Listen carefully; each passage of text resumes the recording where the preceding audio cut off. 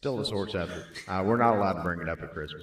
I'm fucking real, bro. You ain't shit. I mean, if I can't say something that just cut cold or make someone laugh, I don't even type it. You a fucking punk-ass bitch!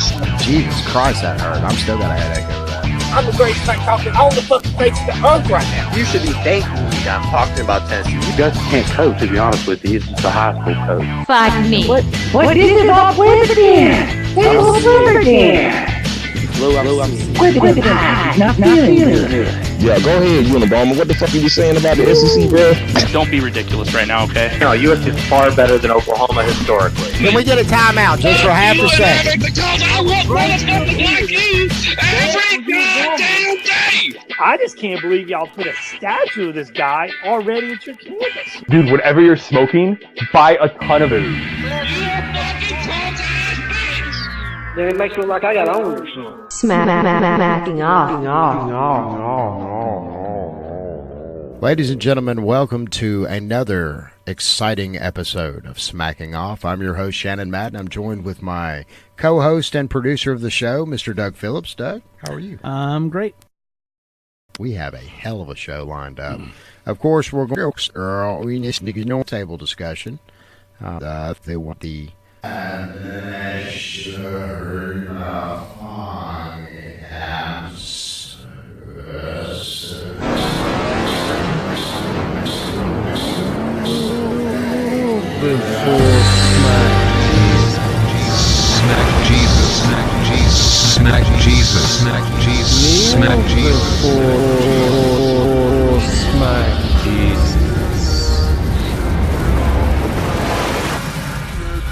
Kneel before smack Jesus. Please welcome to Smack Jesus himself, Russ Mostert. What happened with you and SEC Smack? Because you were pretty hot and heavy there for a minute, and then suddenly it just, I don't know, the whole thing fell apart. It's pretty much David Marshall, man. He's just jealous of my shine. He can't have a bigger than life personality in there. And I'm not like Pike. I'm not going to ride his nuts and change fan bases. Oh, him and Pike are upset with one another right now. Even though Pike is back on SEC Smack temporarily, I don't think it's going to last very long. You don't think it's phony? No, that's a real thing. Real fight? That's a real thing, dude. Well, I talked to David Marshall via Messenger. He decided to respond to a message I sent a while back, and I told him he if he lets Pike back in, he just doesn't support the troops, and he didn't respond to that. Oh, so you're in that camp. Yeah, I don't think he respects the troops. He lets a guy go that route, and then lets him back in, and then he gets me for a couple of family smacks my first time when I first got in the group, and then he wants to ban me. I just don't get it, just because I'm not a Voltard. It's a Voltard ran group. Well, now bear in mind, I'm not a Vol fan, and I'm still a member. You're a member. There's a few administrators that they have that are just lovable. The lovely V Parks. I love her. V's That's what I miss about Mac. I was going to try to get with that. Well, you know, you can always still hit V up. I'm friends with her on Facebook. I'm sure you're friends with her too. Oh yeah. Well, you need to make that happen. V's a lovely lady. Oh, I know. I miss her. I do miss Mac. I'm sure it misses me too. But as long as David Marshall wants to hold this grudge, I just don't see anything happening. So you think it's a personal grudge against you? I don't see what else it could be. I mean, what happened was whenever he got rid of all those retards, it started the Savage Nation. Yeah, that'd be Sean Cagle, Curtis Dyers. Yes, they're friends of the show. Yeah, Sean Cagle, mountain man looking guy. But I don't know. I actually went and tried to help them out. Sean Cagle sent me a message once they all got kicked. He's like, Smack Jesus, I need some help. So I came over, helped, added about 500 fans, friends of mine, which is, he has 10,000 members now. So I like to think that I played a part in that, getting him to where he's at. But he decided one day, I was an administrator at the time, to just ban me without saying anything, and then I hollered at him on Messenger, and then he never said anything. So I decided to make his life miserable and just try to get him wherever I could outside of that group that I helped create and got banned from. That's what adds to my legend. I can get banned from groups I helped create. It just doesn't make any sense. No, that makes no sense at all. None. I don't get it. I just don't get it. I try to help these guys and take them under my wing, and the shit that they consider smack is, I don't know. I'm just trying to trigger. I can say the same thing over and over and make a monkey out of everybody. It's just easy. I mean, for instance, Pike and Tiggy both have me blocked. Both of my accounts. Really? Tiggy blocked you? Tiggy blocked you? No shit. Both. Tiggy's had me blocked for over a year. I created another account, and I saw one of his little fakes after he got banned that he made. Never wants to reply back. I don't get it. The other supposed head triggerers, so to say, I would consider, well, I guess I would consider myself a troll. I've been doing it for a while, not just in Smack. But, I don't know. Whenever you see people triggering this, they have talent, they do. But I can't respect Pike because he doesn't have a fan base. He's a fucking Yankee. He doesn't make any sense to be in any of the SEC groups. College Football Trash Talk Nation, which is a bunch of bitches at the time who just banned me. Well, you know, Pike is originally from the South. You know, we've had him on quite a bit and got to know a little bit about his backstory. So, I mean, he's, born and where's bred. He from? Tennessee, was it? Or no, Georgia. I really don't know. I don't remember. It was either So, Tennessee or the Georgia. only team he hasn't been a fan of yet is where he's from. No, he was a Georgia fan for. He was a very prolific Georgia fan. He switched to Georgia. 6 weeks. Switched to Georgia until Bama beat him in the one game, and then he switched back to Tennessee afterwards. Yeah. Well, you'll never see me switch teams because if you're a football fan, you're pretty much the fan of that team since birth. Unless you're a Yankee transplant, I guess, where you got to pick a team. Well, now, whoa, back up now. I actually moved to Alabama when I was 6 years old. So I'm not originally born and bred. I'm actually born in South Carolina. You're a carpetbagger. Yeah, I'm a carpetbagger. Well, allow me to give a deep, dark secret. Well, I was born in Florida. Get out of town. I lived in Florida. Bay. Yeah, I was only there 3 months, so I don't claim that shithole. I was born in Alabama, moved to Florida when I was about 6, and stayed there until I was 18. Yeah, I mean, you're a low key Seminole fan, aren't you? I'm a Bucks fan. I'll give them that. But yeah, when it comes to football, fuck them all the way. I'm really not even a big SEC guy. I'm a big Bama fan. I mean, that sounds like Wesson. I hate all the other teams. How am I gonna? I can't cheer for Auburn. Fuck them. I can't cheer for LSU. Fuck them. Baltards, they got a special hate in my heart since I went to Smack for the first time and realized just how big of bitches they are. I've never been able to figure out how Tennessee has so many smackers. They really do. They have anything else to do. They have a really large presence online. You would think they would have like a South Carolina kind of presence, but yeah. But they don't. No, they're everywhere. South Carolina doesn't have shit in the Smack scene for real. I mean, there's like 4. Yeah, it's terrible. If South Carolina ever gets in a big game, we'll play hell finding a smacker to come on the show. Yeah. We'll probably have to just make. I don't know. They'll come out of the woodworks. You'll have a lot of Dick Ryder Clemson fans. Clemson loses to Syracuse. That I can get in, do you? You sounded just like a drug addict, like scratching the back of your neck. Hey, man, you guys got some of the dank groups? That's why I'm Smack Jesus. I mean, I need it. I need these groups in my life, and they just... You're jonesing pretty hard right now, aren't you? Yeah, man, I just got in this little... It's only got 5,000 members, and that's what kind of threw me off. I'm like, fuck. It's like going back down to single A from the major leagues. And I get down here, and then, I mean, I got some people triggered right off the bat. Just, on a Braves thread, I think. I don't even know. Should we got 'em all DM up. Dane and see if we can add him to All Sports? Yeah. I mean, you're not banned from All Sports, are you? I've been banned from All Sports, but I just joined it the other day, and it just kept flooding my feed with some just fucking. It didn't seem like it was smack related. You had to let Well, him go, but you got to dank it up. That's your job as Smack Jesus, is to go in there and dank that shit up.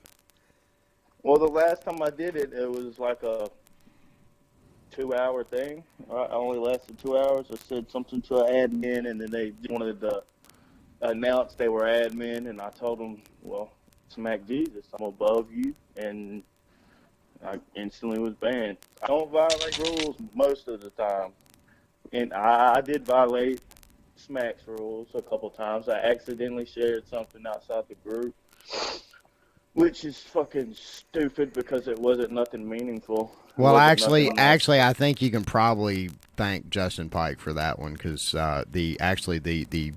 the situation that you kind of low key referenced earlier, it got SEC smacking a lot of hot water. Put it that way. Outside of the group, so I think that's when they begin to enforce that a little bit more. And bear in mind, I came into the group actually after that incident happened. No, I was in the group right around the time that incident happened, and kind of watched it unfold, and it was nasty. What did he share? Oh no, that was the situation that you were talking about earlier about not supporting the troops. That one. The one post one post we all know about, yeah. And you have no idea. It got shut down before, and they had to start it back up. I don't know if it was from that gaddy bitch or what it was, but I just had heard that at one point in time that they had to restart the whole page. So, group. Yeah, some groups have had to do that. You also get a rogue admin come in and start changing things around, and next thing you know, you gotta dump the whole thing and start from zero. That happens. Jesus Christ is here. Introducing the Jesus Christ action figure with walk-on water action. I'm Jesus, King of the Jews. You're not the King of the Jews. Watch out, Jesus. It's a trap. Crucify him. Ugh. Ugh. Ugh. Jesus Christ. Take that. The Jesus Christ action figure playset. Collect all 3. Redeem UPCs from specially marked packages and win the Spear of Destiny. I'm invincible. The Holy Grail. I'm gonna live forever. And the Ark of the Covenant. The Jesus Christ action figure playset. Go ahead, throw the first stone. And you don't have any idea what happened over at Savage with Kegel? Oh man, I don't know. He's the one that hit me up. Like when he first got the SEC smack, he did some lame shoots, and I liked him. And then I guess he, was a fan of my Smack Daddy routine over there, which I am still the Smack Daddy. It's just once ever I got kicked out of Smack, I just felt like, need to go ahead and go another route. Promote yourself to Jesus instead? Well, I mean, I think there's still higher I could go. So I'll stay Jesus now. I don't know. Some folks would argue that Jesus is about as high as you get. Smack Lord. The Smack Well, Lord. I mean, we're sticking to just this realm. There's other planets. Yeah. I have to look into what they call like interstellar leaders, but I just want to. I would recommend watching a lot of Star Trek Next Generation. You can kind of brush up on that sort of thing there. Yeah, I'm just not into the whole sci-fi. Oh man. Sci-fi movies, the Star Wars, and Star Trek. I don't know. You and my girlfriend would not get along at all. She is a huge, massive sci-fi geek. I've asked this of a few people, but you may actually know this guy. Do you know Teddy Shacklesworth? No. No? Oh, he's hilarious. He does videos, wears a wrestling mask. He's actually claiming himself as the Smack Daddy right now. Yeah. So I don't know. We the Smack Daddy champion. Yeah, we got a situation. Well, on apparently we have comedians trying to claim my name. We have a group which I'm a part of. It's not a problem that they call this up the Smack Daddy Championships, but I was kind of flattered when they did. Yeah. That's our group. I know, and I'm just. We're not trying to grow. We're not trying to grow anything big there. All we're really trying to do is make contacts for podcast guests. It's Well, pretty damn, much. okay. Well, that's good to know because I was planning on possibly going full Jesus in there. Go But, full. Go full. Yeah, you can go full Jesus. We're actually the owners and creators of the page, so we give you free reign. Just Go full Jesus. Just don't family smack. Just you know. Yeah, that's the thing. I never. When I first joined, it was just like. I mean, you can say "fuck your mama," you just can't say "I want to fuck your mama." You know. So. Oh, I get that. Yeah. The things are like I knew the rules when I first joined, but my mom had died like a few years back. Oh, I'm sorry to hear that. My dad died like 8 months ago. So whenever I joined and I'd hear certain jokes, I would just go full savage back and just return the favor. Not butthurt about it, but I mean, I'm just going to go back, and I guess me going back is a little bit more extreme than what they said, and I guess I crossed the line. I don't know. So, if well, you do I it mean, to a but basically, Baltar, then it's different than if you do it to anybody else. I don't have an issue with family smack, unless either. somebody comes and starts grabbing pictures of your family or something. That's horseshit. But because of me, there's I showed David Marshall one time that I got banned. I showed him where the guy went digging through my profile, and then he told me to just give it a couple hours and he'd make it happen. So there was an offer on the table to bring you back. Scenes with the admins from SEC. Yeah. Smack. I had a lot of fans that were admins that I won't name them just because they appear to hate me. But let's just say even my own child in SEC Smack appreciates Smack Jesus, if you catch my drift. Well, I mean, you know, we know a few of those guys too. That's Jeremy Van Tree. Yeah, of course. Yeah. Yeah. He respects me. What about He Lee comes Boo? Who? Lee Boo. Lee respects you. Oh, that's the thing about Lee. He kept sending me all these messages talking about wanting to fuck and stuff, and I kept shooting it down. And the next thing you know, Well, hey, Russ, you are a very attractive fella. So I mean, you can't really blame him. He's trying to get his freak on. I can't blame him, but I mean, he doesn't have to get all salty whenever I shoot him down. I was a gentleman about it. I didn't say, "Hey, toga off," you know. I don't like this. Smack Jesus is appreciative of all people. Yeah. But he just wanted you to appreciate, other parts of him. Oh, I appreciated the whole routine. It was funny as fuck. It was. I liked it. But then when people started doing shitty drawers, blah, blah, blah, it was really working for my favor because it just helped me trend a little more. That's how I took down the smack pin. You did trend with that video, and I think we've actually referenced that video on one of the podcasts we had with Lee. And, yeah, because it was beautiful. It was a thing of beautiful. How many times have we referenced Smack Jesus on the show? It's happened. Russ, you've come up quite a bit on the show. That's the thing. People like to talk about me, but it's usually once I'm out of the group. It's because they're intimidated by my style. We were just talking about you because you weren't here. Yeah. I'm just fucking with you, dude. I went back and listened to some of the shit because Corey Anderson's my childhood friend, and I've heard that fuckboy's little cameo he did. Corey did a good job with his, I might add. Yeah, he really likes to ride the Baltar's nuts, so to speak. He's with the little North Knox group with little bitty mini me, Jake Ank over there. The North Knox. Yeah, I saw that. Somebody was wearing like a T-shirt or something. Talking with full mouths of dip at all times, like mush mouth motherfuckers. And then they start talking about Alabama fans, and I'm like, I can't understand the fucking words you're saying. And it just when people live up in the mountains like that, I just think that the family fucking is actually something that's going on and not a joke, like the Alabama fans did. I really do think that it's a real thing. Yeah. I think Old Ed's his dad. Have you ever heard that? I mean, they need subtitles. They should have like 30-second long intervals in between doing videos and have some fast typing bitch. Nah, I think Old Ed is just drunk. That's all. That motherfucker stays drunk. I've never seen him sober, so I don't know. They're all, I don't know. Smack Jesus, he likes to drink, but he doesn't do it like that. I used to do it like that, but it was not noon time passed out like that. no. Oh yeah. Actually, I did. Well, I've done it. I've done my fair share. I did a lot of it actually. I had to put it down.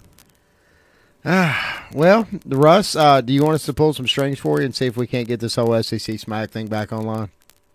Man, I'd fucking appreciate it. I think don't we know need what to else do they that. want. I mean, I'm a fucking big deal. I mean, if so many people can just talk about me when I'm not there, I just don't see where Marshall doesn't get it. He likes to play tiddlywinks, and the other day I look and it says groups you may not want to be a part of, and SEC Smack showed up. Did it break your heart a little bit? I'm like, what the fuck? All right, let me go ahead and send a friendly, And I did my same thing, just introduced myself and smack Jesus. I wasn't trying to be candid about it. And David sent me a message. We just had a back and forth. And that guy, he should really be thanking me because of all the bullshit that went behind the smack pen that I got. It was a long story behind that. Well, let's hear it. We got time.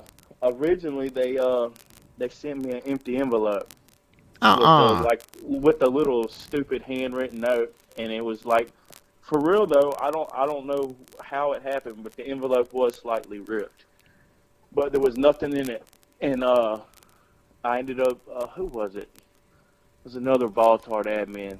I think they were trying to claim it, like that Sean, some little what's the little Voltard? Sean Smith. Sean Smith, like yeah. That. I think it was him that was trying to claim that he did it, but it was just an empty note or whatever, and it had the same postage stamp that David sent. So I was like, they're trying to just play games with me. And the stupid thing about it is he sent a personalized stamp with his fucking address on it. Oh, really? Yeah, I mean, you're fucking with the Smack genius, and you're going to send something with your fucking address on it. I've held on to it. I haven't got angered enough to go that far. Send us a picture of it, and we'll put it on the podcast. Yeah. Oh, nah, man. Nah, I just don't get why David's so intimidated by me. I mean, I let him run the group. Smacking Off invites you to join us on the podcast. If you have an opinion on an upcoming game, some commentary on your conference, or want to roll with one of your fellow smackers on air, hit us up. You can message us at the Smacking Off or X's and O's Facebook pages, email me at maddenshannon@toothfairy.com, or call us on the Smack line, 304-508-BAIT. And as always, fuck your team. Behind the scenes, it's just, I run it in front of everybody else. I'm just the main attraction. Is Tiggy still over there? No. Tiggy's is gone. He caught the boot. Now, I'm sure they'll add him back right around the time for the Auburn-Washington game. That should be fun. Well, see, they always add these people back. I heard that Lou was recently banned. He's back. Yeah, he's back too. Well, have they let Nealon back yet? No, Nealon's not come back yet. Nealon actually is an admin over at Savage? No, he's an admin at one of the other pages. Yeah. You know what really, going back to Savage, what really pisses me off about that is Curtis Dyers. He broke my heart. Well, what'd Curtis do? Well, in case you don't remember, in the first inaugural presidential race, that I was a part of, Curtis ran, and I backed him. I backed him fully, and that's a big deal when I'm backing you. And for him to go behind my back as part of that little group and excommunicate me from the group that I helped make just broke my heart. I don't get it.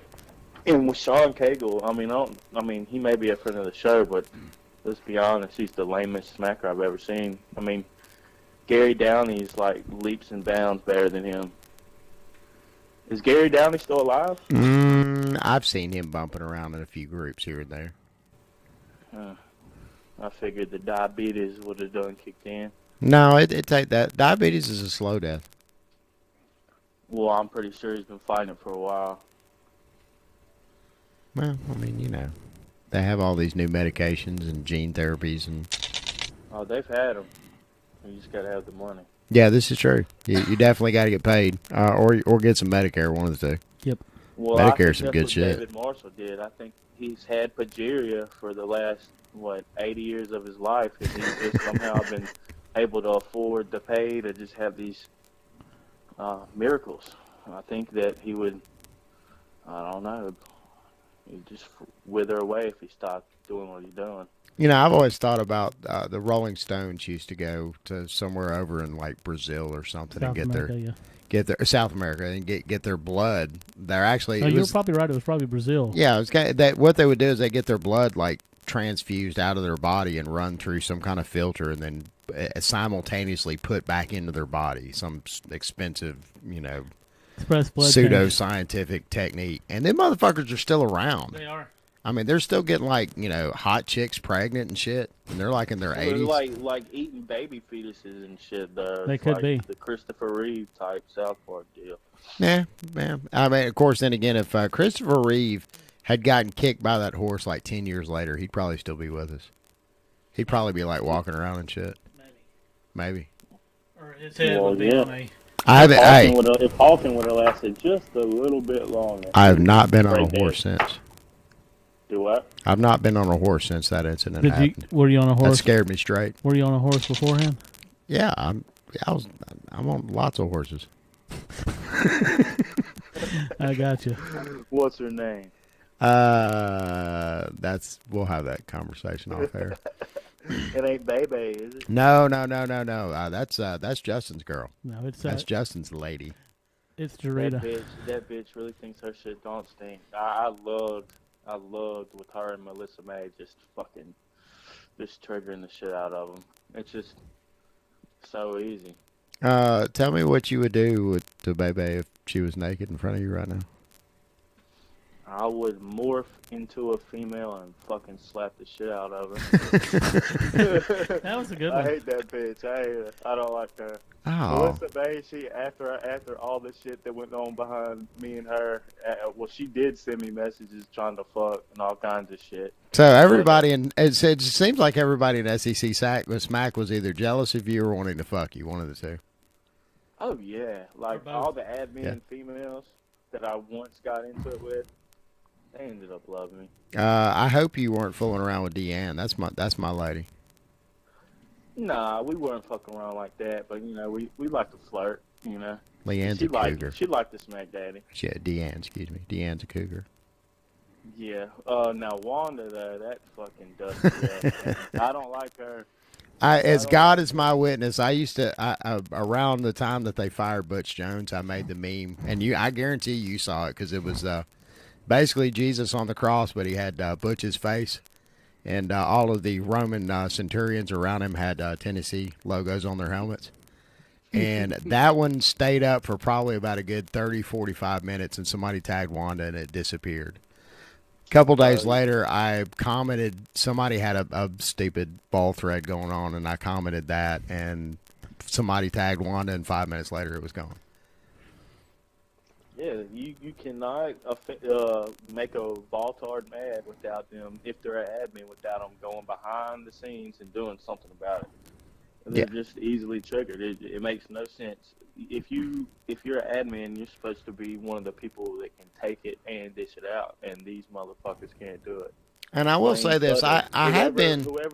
My bad, go ahead. Well, I was just going to say, I have been in more than several groups where you have that one admin that is really trying very, very hard to do their job and wants to also let everybody know that they are an admin and they're the final say. They're the law when it comes to that thread. So, yeah, I don't know. I mean, it's like you were talking about earlier. I've definitely seen some of that. Not so much in SEC Smack. They've actually got a pretty down-ass crew over there. But there have been Notice those are the type people that I try to sniff out. I always try to sniff out the big dog of the group. Go ahead and see if it's worth my time. I mean, it's like, I can't remember. There's been a few of the groups that little 100% group, I lasted like 15 minutes in there. That's Brett Tierce's group, isn't it? Yeah, he sent me a message like, "Oh, we just don't allow your type of stuff in here. I'm sorry, Roll Tide." Fucking pussy. It just doesn't. Could have made his group great. I've never heard anybody talk about it. But yeah, well, I mean, it's a fairly popular group. I don't know what they're. Lou they're mentioned right them the other day. Lou is at odds with them right now. Well, I mean, if they let a fucking character like that in, I just don't see what the fucking problem about letting me in is. I like Lou. Lou's good people. Well, I like Lou too, but he just seems to act like he doesn't know who I am and make smart ass comments on my pages, and not pages, but posts. And I just find that disrespectful. I just don't get it. You know what I mean? When you're supposed to be a persona like Lou, you're supposed to respect a persona quite like Smack Jesus. And he just... Well, let me ask you this. If I can set up a segment with Uncle Lou on the show, mano y mano, you up for it? Oh, sure. Yeah. I'd rather go ahead and get some revenge against Lebo or one of those fucking North Knox people, because I'm really not at odds with Lou. I can make all of this happen. All you have to do is say the word. Yeah. I'm just fucking sick and tired of it. I'm not in any groups right now besides this little throwdown, which I'll go back to whenever I get off the phone with you. But I don't have anything else going on that way. Well, I'll tell you what. I'll add you to some group. Well, I may need to private message you and find out what groups you are banned from, so I don't, try to add you and get in a little bit of trouble in the group. Who's the lead admin in Smash Talk? That one I don't know. Okay, I remember that group, and I think it was Dustin Skinner, that little fucking corn dog piece of trash. Yeah, Dustin's over at Smack as well. Oh, I don't know if you remember my little freestyle where I destroyed him, but I fucking killed him. You can look it up. But I do know one thing that these pieces of shit Valtards are doing. They're going back through the logs, Smack logs, back until the time where saying the FAGGOT word wasn't automatically flagged by Facebook. And they report me, and I'm getting put in jail. I got... on, like, old posts? Yeah, it was one from 9 months ago in Smack. And I'm kicked out from it. I couldn't even go back and delete it if I wanted to. And it was just reported as saying that word. And I know that one of them bitches did it. Once in a moment, there comes a time to celebrate what you've achieved. That time is now. SEC Shorts is proud to partner with the University of Central Florida to bring you the UCF 2018 National Championship Trophy Road Tour. The Orlando paper has spoken. The rings have been forged. The police cars have been wrecked. Now comes the grandest stage of the UCF Championship celebration. Crafted in the dumpster behind the Pine Hills Dollar General, the UCF Championship trophy must truly be seen to be believed. The Trophy Road Tour kicks off at Galette's in Tuscaloosa, Alabama, Wednesday evening at 7 p.m. Come experience the true championship greatness that limited Austin Peay to 33 points. Celebrate greatness. Because I like to play around on Messenger and then mess around with David Marshall. I mean, it's all fun and games. I mean, he would always message me and tell me what to do, like, act surprised that you didn't get your smack pin and I'll make it happen. Like he's like a Vince McMahon trying to orchestrate like little segments and shit. And he hates me because I'm real and I don't listen to his shit. I do what I want. There's a lot going on. This is a very deep and complicated situation between you two. Yep. Well, I just don't get it. He lets these lanes back in time and time again. Like Pike. I mean, some of his shit's funny, but he's not a fucking SEC football fan. That's discrediting right off the top. And I don't know. Like I said, I've laughed at some of the shit he's done, but I think he's hilarious. Like I said, he is. But I mean, he just, I don't know. He lost me with the whole troops thing. Really did. Well, what pissed you off about it? I don't know. Because I guess what really pissed me off about it is because I've been kicked off for less, pretty much, to be real. So you're just player hating then? Well, let's call it what it is. On David Marshall, though, yeah, I'm jelly. I'm fucking jelly that fucking Pike can do these things and not get kicked, and I can just be on a fucking short leash all the time. And then fucking, it was that Alex, whoever that fucking mongoloid well, I don't know who the fuck that dude was, Alex something. But he had made a post right whenever those guys at Savage had started up. And they had asked me to join, and I fucking was trying to copy the meme. And I guess I screenshotted it instead. Ooh. And yeah, that was considered sharing out of the group. So there was somebody in Savage that reported it, and then that's what. Well, that's right around the time that Savage was pretty much half of actually active SEC SMAC members there to kind of murky the waters a little bit, you know. Well, oh man, I was on the admin chat, and it was so fucking ridiculous. They'd be like, "Oh my god, we got to get a secret spy in SMAC." And it was so fucking lame. Like, they were paranoid that, like, this online thing was actually, like, a fucking real-life war. And they were just like, I don't know. Like, Sean Cagle was, like, was thinking David Marshall was going to come, like, rape him in his sleep or something. It was... You know, I've never understood that, and that's something that I've talked about on the show a little bit, is the need for the division between the groups.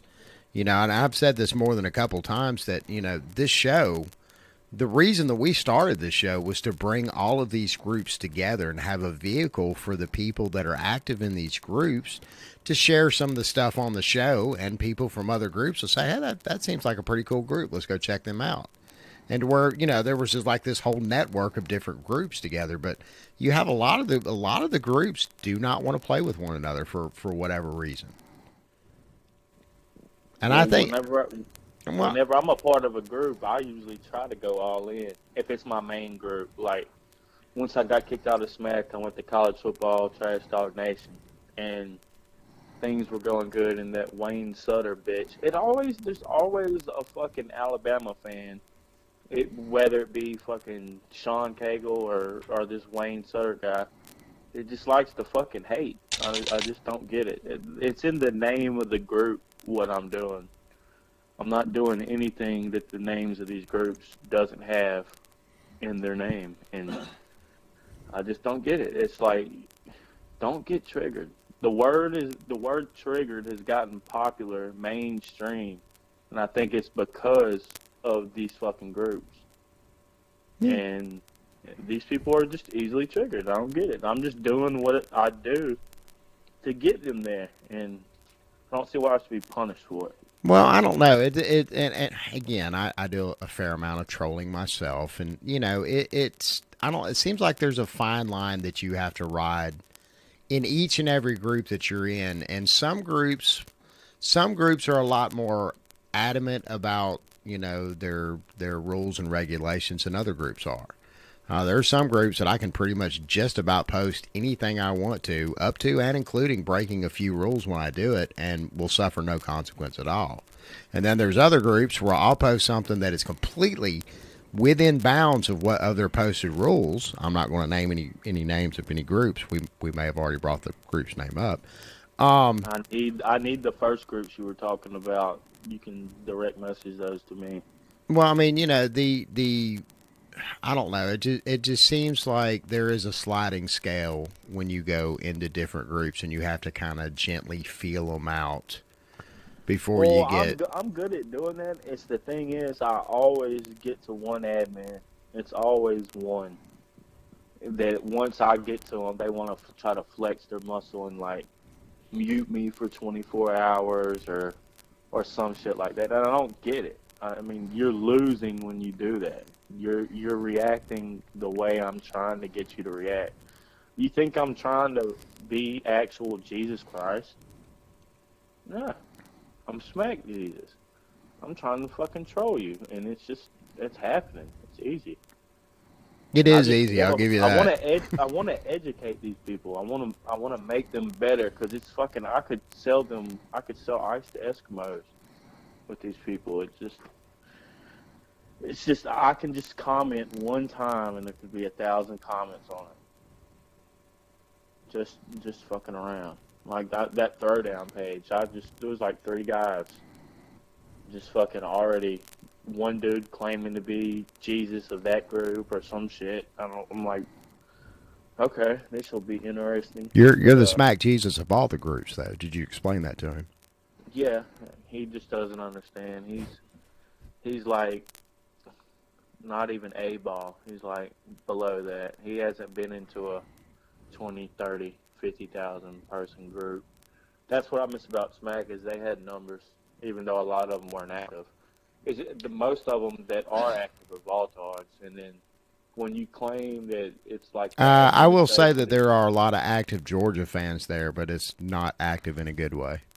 No. Yeah, I'm sure that they came out one of the rocks that they made it to a natty in the first time in, 100 years? Didn't win it, but Georgia Smackers right now. Georgia Smackers are notorious right now for reporting people. Yes, they're the worst, and that's not just an SEC Smack. It's in a lot of different groups. Oh, they let people get away with it. If they're reporting me, they'd be able to see it and they wouldn't give a shit. It's favoritism showed around there. And then they'll always use Bobby Weston as a crutch. Like, oh, we got an Alabama admin. You know, everybody loves Bobby Weston. His group's actually, not his group, but his little page, his page is pretty much going off right now. I got a lot of friends sharing it around. Yeah, Bobby's a real deal, man. I love Bobby. I've known Bobby longer than everybody in SEC Smack. We actually went to school together. I've known Bobby since 5th grade. So oh yeah. Yeah, so you know, and Bobby has not changed a damn bit. I loved him and the old Bull Gators little back and forth over in Smack in the video. The Bull Tater rap, for anybody that is listening, if you're not a member of SEC Smack, you need to go check them out. They're an excellent, wonderful group. We've had a lot of their staff on the program. But if you get in the group, definitely immediately run to the Bobby Wesson Bull Tater rap. That is a beautiful work of art. Sublime. Wasn't old Joe supposed to actually leave the group due to a bet that he made? I could care less. Joe's an asshole. We actually had him in Smack. He was the guy we had in Smack Daddy that couldn't make it like 24 hours. You talking about Bull Tater? Gladys Jones is a real Geico customer, not a paid celebrity. So to help tell her story, we hired a celebrity, Jesus. It was Thanksgiving night when I accidentally hit a deer. The Lord giveth, and the Lord taketh away. I called Geico expecting a recording, but someone was there to help me. Geico got my claim taken care of very quickly, and I was able to enjoy Thanksgiving. It is good to give thanks. Geico, real service, real savings. Visit our Facebook pages, Smacking Off the Podcast fan page and Smacking Off the Podcast group page, facebook.com/group/smackoff. Facebook.com/Smackologists.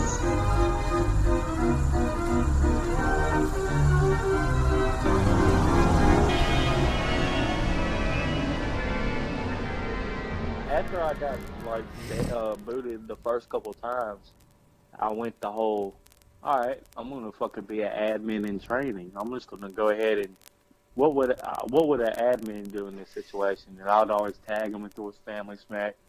Which is a bitch move. I should have never done it. But I was just trying to prove a point at the time that, here's shit going on. What are you going to do about it? And if it's one of them doing it, And when I say one of them, I'm talking about the enemy, like Voltards or just anybody that associate. I hate Alabama fans that associate with Voltards. Corey Anderson, you little bitch. I just don't think it's natural. It's like an Alabama and Auburn fan sitting next to each other in a restaurant. You don't do it. No, come on now. It's not all like that. I mean, you know, I'm an Alabama fan, and I got plenty of dear friends of mine that are Auburn fans. I'll definitely sit next to them in a restaurant so I can fuck their whole meal up by talking about how great Alabama is. Sit in the back of the bus. Yeah, they do. Or they can sit on a dick, one of the two. They should drink from separate water fountains. There's a Bama fatigue right now, and being a Bama smacker is not a great place to be right now. Because there's really nowhere to smack from because it's like shooting fish in a shallow barrel. Yeah. It's hard when you're on the top. It really is. Somebody can put a four paragraph fuck Bama comment up, and all you have to do is just put one picture of Saban holding that trophy. Yeah. Or if it's a Georgia, you can pick which trophy. Or if it's a Georgia, yeah, go ahead. If it's a Georgia post, then all you have to do is the 2-26. Yeah.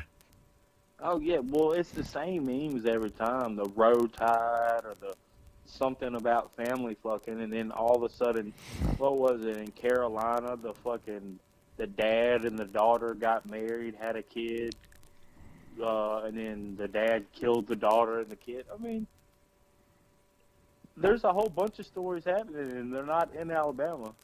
Yeah, I make sure to post them whenever those threads come up. I was whenever I saw that specific story, I was like, man, I wish I was in a group right now. I could fucking really trigger some people. And if it's in the state of Alabama, all you have to do is Photoshop an Auburn shirt on somebody. Well, the thing is that all these damn stories, Alabama related, happen to come from Mobile. Like the dude with the mini horse, fucking the mini horse, that was from here. And I'm like, damn, people are going to look. Wait a minute. Whoa, I didn't hear this story. The guy was fucking a Shetland pony? Yeah, he supposedly got behind it and tied its mane to a fence and then had his way with it. And then that's the best way to do it. He dropped his wallet at the scene. Who fucking does that, man? That's why you don't try to fuck horses drunk. Horses kick from behind. Yes, they do.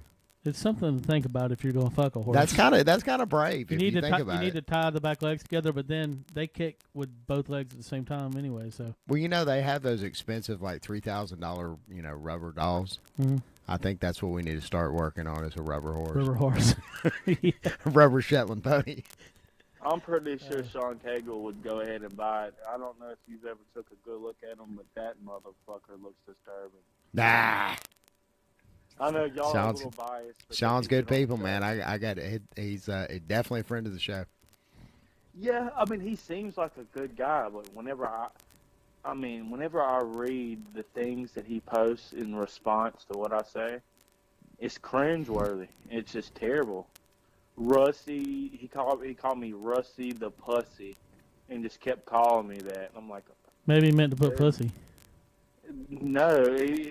Well, pussy and pussy are spelled identical.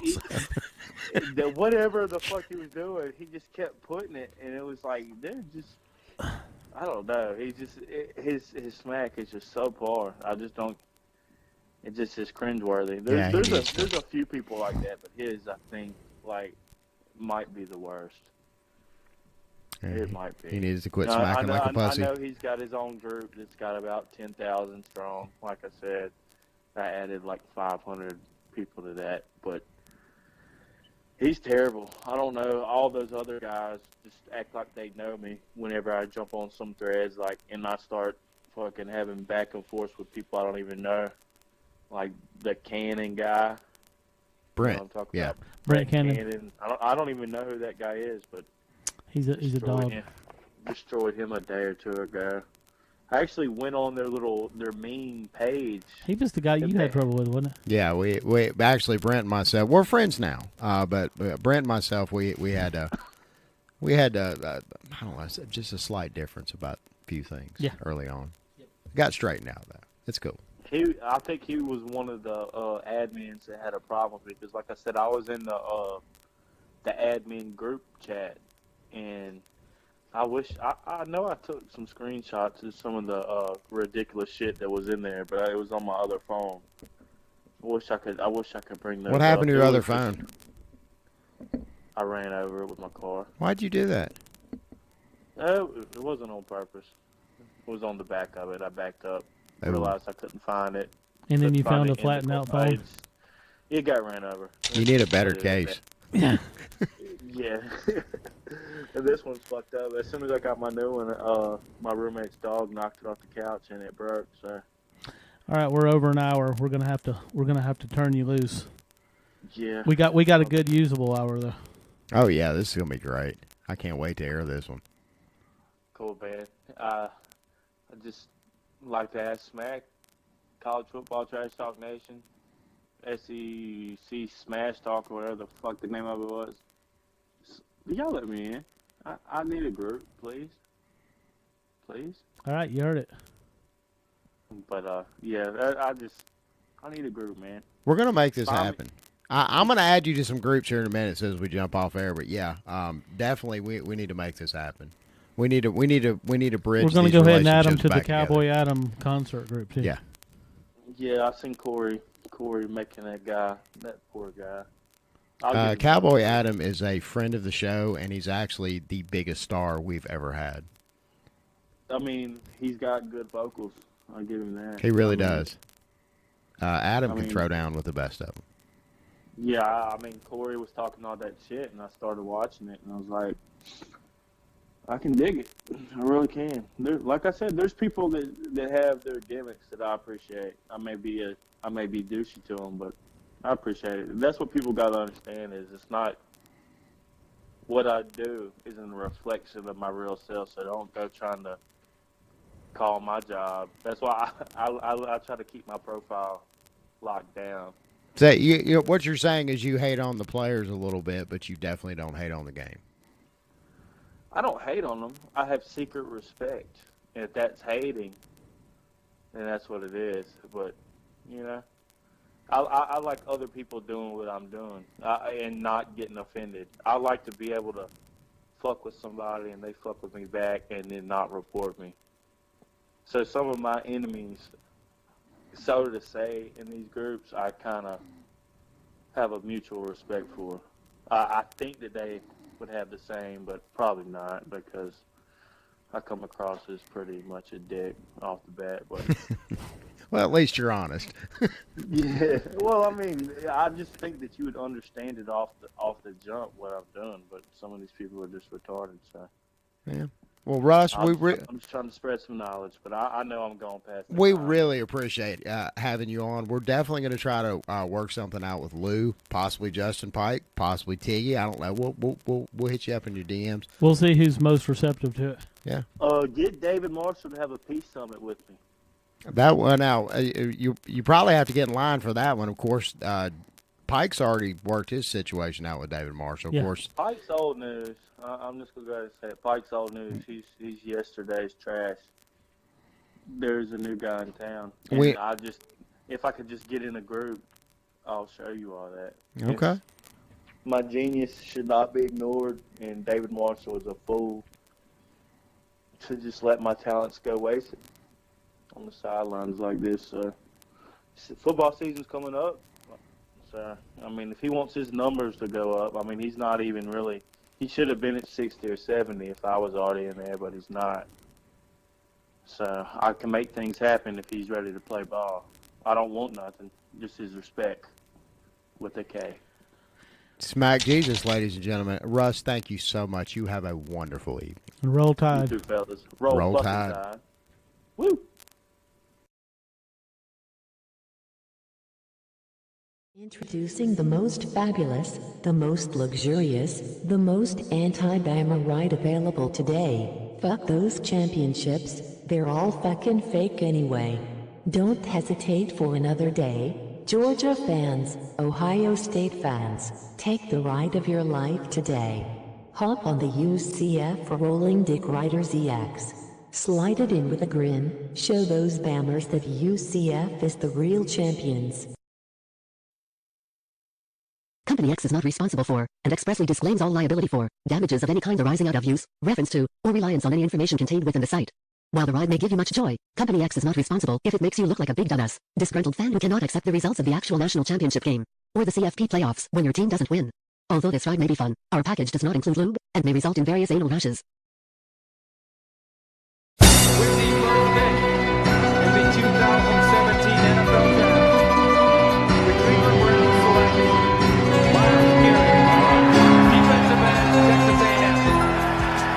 So there you have it. Smacking Off discusses the first round of the NFL draft with Dane Kelley, Robert Arthur, and Timothy Bailey. That'll work now. It is. That's better. I'll be damned. You got to plug shit in. Sorry, we're having technical difficulties over here. This is the very first podcast we've ever done, so y'all bear with us. All right, I'm in there, he says. I don't see him. Let's look. Tim. Maybe he's in there. He's not in no, here. he's not in there. Okay. Should I add? Maybe I should add him again. Yeah, add him again. Should I put the moonshine in the coffee or just take shots and chase it with coffee? That's disgusting. That's magic stuff there. It'll take you two different directions at one time. It will. Wind up. You get enough of it. My daddy makes homemade wine, and he has a couple muscadine trees out back. So straight up, honest to God, and some of the purest. Because you know when people make homemade wine, there's a lot of must in it. Yes. No, Dad's is crystal clear. And wow. yeah, I got a bottle of it one time, and it was a batch that he had let sit and ferment for a while. And so the alcohol content was a lot stronger. And man, I got it. It was, honest to God, it was like drinking moonshine, like a muscadine moonshine, almost. It wasn't that stout, but it was, yeah, it was enough. And I consumed the whole bottle myself. Timmy. Hey, I'm in. What's up? What up? What's going on? Man, a lot's changed, man. I can actually hear Timothy tonight. That's wonderful. We've got an interesting quarterback first round, don't we? I mean, how many quarterbacks? Really, I mean, we've got an interesting quarterback entire draft. There's like 10 quarterbacks that legitimately might be good in the NFL. Yeah. Or at least be really solid clipboard holders at minimum. How many old crusty quarterbacks do we have in the NFL right now? Well, I don't know that we have a bust, but I think the most likely bust would probably be Allen or Jackson, just because of their completion percentage. Mm-hmm. Lamar Jackson, I mean, he could go either way. If you get a team that buys into him and has good coaching, he can be a star. If they try to make a pass route, I mean, he might fail. Have to play wide receiver.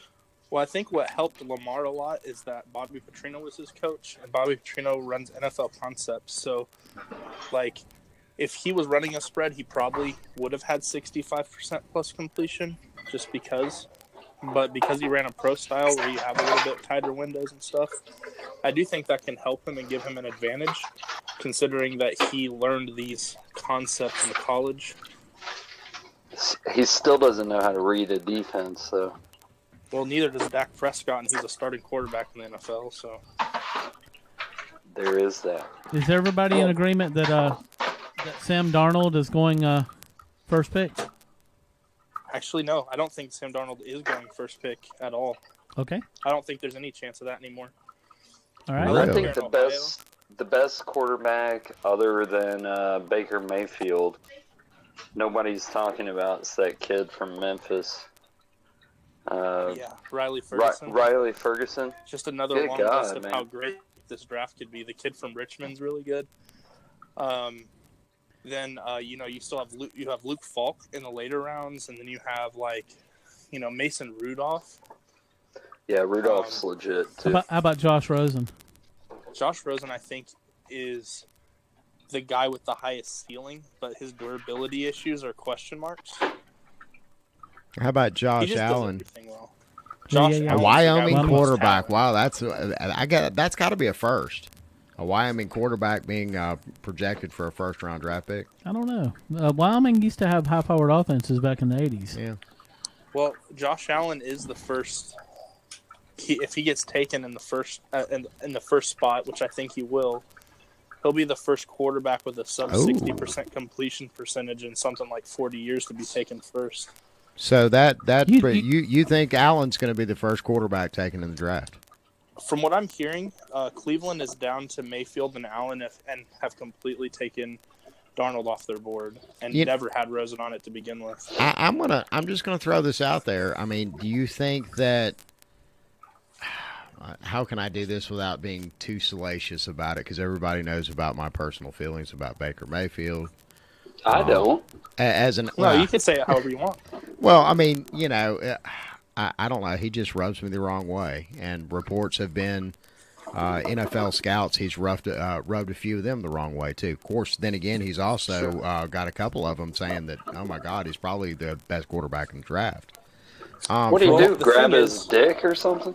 Well, the thing is he's cocky. There's no question about that. Well, and that's kind of where I'm going with this, particularly when we're talking about the Cleveland Browns. He had to be. I think the thing is that he had to be that way in order to be as successful as he is. And granted, hey, look, particularly in this day and age in 2018, to be able to fit into the Trump America. I'm sorry, but man, that shit sells right now, and I mean it sells hot.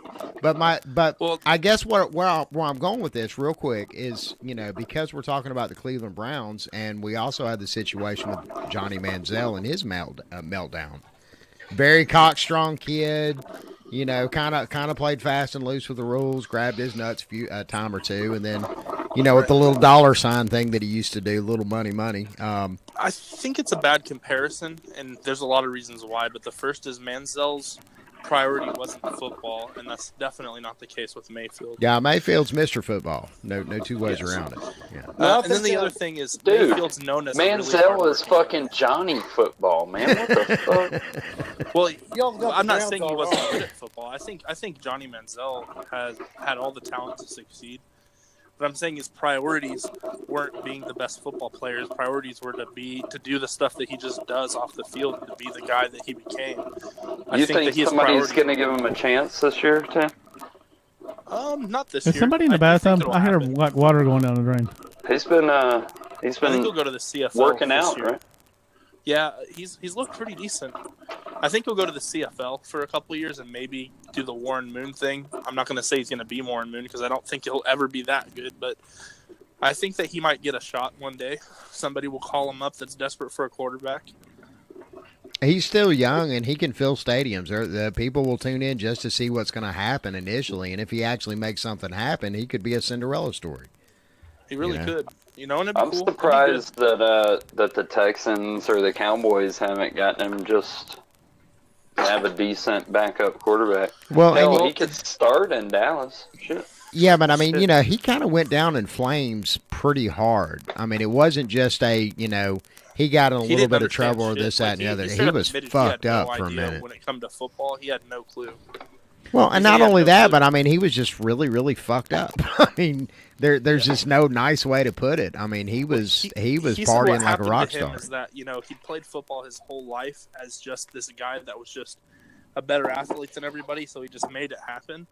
And then when he got to the NFL, he had to actually understand how football really works, and he had no idea. And he straight up admitted that X's and O's, he had no clue. Well, and you can watch some of his quarterback play at Texas A&M and kind of see that. There's a few of those plays that it was just a miracle that he was even able to get the ball out of his hands, much less make 40, 50-yard throw out of the deal. Manziel had the talent, but he was such a project that he should have been a 4th-round pick.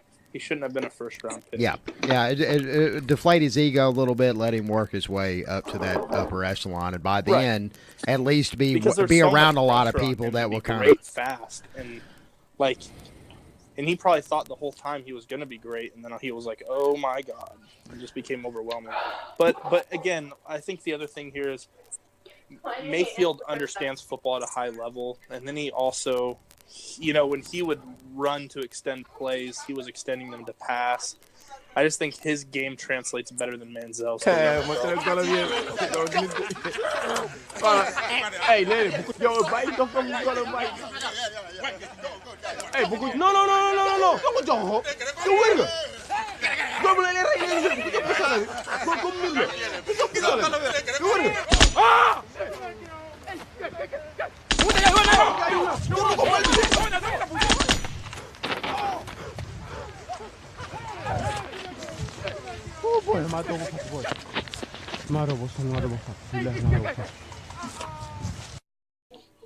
And also, Mayfield, also, the other thing that was great for him is Mayfield had tall offensive linemen at Oklahoma, and that's really going to help him as a short quarterback to be able to make that transition. He's done learn how to stand on his tiptoes really well, and he's going to be able to see over these NFL linemen. Let's get everybody. I believe Dane told me that Atlanta was his favorite NFL franchise. Indeed. Timothy, yours is the Cowboys, right? Yeah. What are we dealing with here, Bob? Bengals. All right. Bengals fan. Wow, that's some big nuts right there. So where are these teams falling in the first round here? I want to find out what each of you guys' wish list is for your first round pick. Guys, I get Cleveland, Fox Sports Ohio, where I'm at, and I hear all kinds of Cleveland talk, but they're definitely not taking a chance on Baker Mayfield. They're not taking a chance on everything, on anything. They've blown 4 drafts in a row, right? They're not going to do anything. I wouldn't agree with that. Possible pick in their eyes, so that's why they're going to pick Sam Darnold, and that's all they're talking about on the local. That was the narrative last week for sure, but Ken Dorsey really kept it under wraps, and according to today, the sources that have come out, according to a few guys from ESPN, a few guys from Fox Sports, they're hearing that for one, Ken Dorsey, the guy he hired as a consultant, his number one quarterback has been Mayfield from the beginning, and then Dorsey's number one has been Allen from the beginning. So from what I'm hearing is Darnold, even though he's the safest pick, is no longer on their board. Anything can happen from now and then, but from my understanding, Darnold is not going to be picked with the number one pick at all for Cleveland. Cleveland wants to go with Mayfield or Allen. Timothy, Dallas has the 19th pick in the first round. What are you looking for? Well, we have a lot of needs. We kind of kicked ourselves in the nuts last week by releasing Des Bryant. So maybe Calvin Ridley would be a good pick if he falls that low. But the problem with that is that it's a high value, or that's a lot of value for a receiver who can't be your number one receiver immediately, which puts the Cowboys in a weird spot because they've probably only got a couple more years of this offensive line being together, so they can't they're going to have to get a hit. So I really don't know who they're going to get. I really couldn't tell. But if you had a wish, if you were selecting, who would you be going after? Yeah, you're the GM. Who's your pick? If I'm the GM, I'm trying to trade up. Ridley. I'd go for Ridley. But if I'm assuming that I'm staying there, Ridley's definitely an option on there for sure. I would love to get Mark Andrews, but he'll probably be there in the second round because we're going to need a tight end. James Hanna just had to retire from football. Jeff Swain and Jason Witten are on the last year of their contracts. The Bengals have the 21st pick, Bob. And if you I think they'll pick a guard or a lineman like Hernandez from UTEP. They really need some help on the offensive line, but they're silly.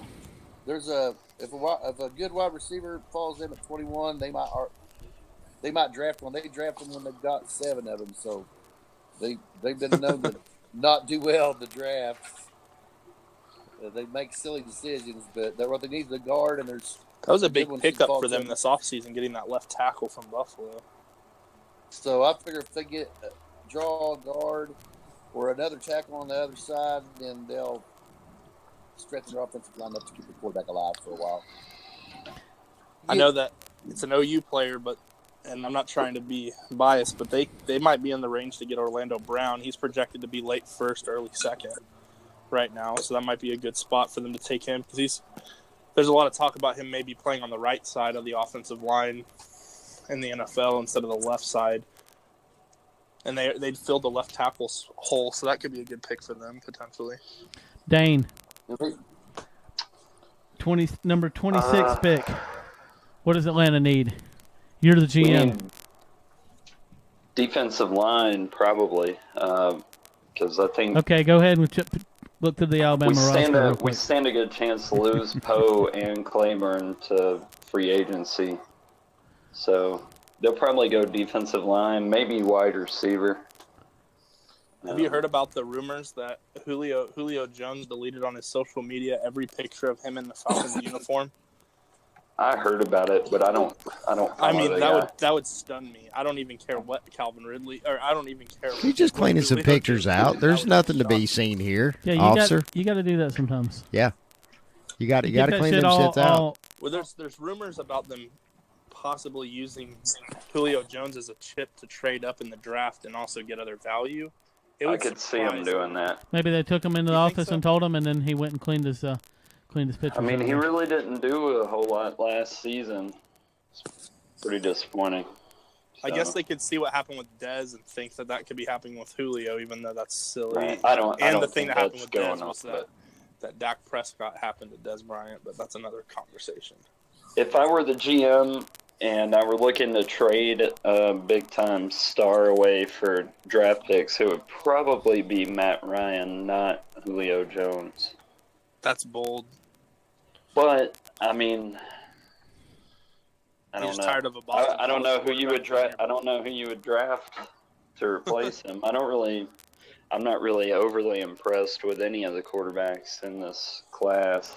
I find that to be so interesting because, like we went. There's not a single. Wait a minute now. Wait, that's horseshit. There's not a single quarterback that interests you as a. I like Riley Ferguson, but I'm not going to trade Matt Ryan to get a rookie in there. Yeah, true. I mean, you probably get Riley Ferguson in a later round, anyways. At a deal. But the thing is, when I look at this class, I don't necessarily see. I think that there's 3 guys that have Hall of Fame potential. That doesn't mean they'll reach that. Would be Darnold, Rosen, and Mayfield. I think could be a replication of Phillip Rivers, Drew Brees, and Tom Brady. That's who I see when I see them play at their ceiling. That's not what I see them play at all the time. And obviously, we haven't seen them in the NFL. But I actually think that there's like 10 quarterbacks in this draft that will at least be holding a clipboard for years. Because, I mean, all the way down to Riley Ferguson, the guy from Richmond, like we mentioned before. Luke Falk, again, a guy who was projected to be a first-round pick early last year, had a rough season because of injuries. That could be a steal. I just really think that this is a rich quarterback draft with a lot of guys that can really help a team win. It's really tough. It's really tough to get a franchise quarterback that's at a high level, but even a mid-level quarterback can be good enough in the NFL if you have the right roster to win. And I see a lot of guys that are at least going to be that. How many quarterbacks have the Browns drafted that you thought would have panned out had they gone to a team that wasn't complete shit? Brandon Weeden, maybe. His confidence was shot. The old man? He got to Dallas. Yeah, his confidence was shot when he got to Dallas, but he had potential. What about Tim Couch? I think if Tim Couch would get to a different situation. I thought about saying Couch, but I don't know. I can't say for sure. Colt McCoy, maybe, because Colt McCoy could. Oh, no. McCoy is nowhere near the level quarterback Tim Couch was. Absolutely. He gets there to Cleveland and gets shotgun shelled by the other team's line and linebackers. They were crushing him. They kept him on his back all the time. But as far as arm talent and ability to read defenses, heck, he was, in my opinion, on the level of Peyton Manning. Right? If they'd have brought him in to any kind of team that had any kind of line, he'd have been at least a serviceable quarterback. They killed him. Subscribe to our YouTube channel. Subscribe to our YouTube channel. Subscribe to our YouTube channel. Subscribe to our YouTube channel.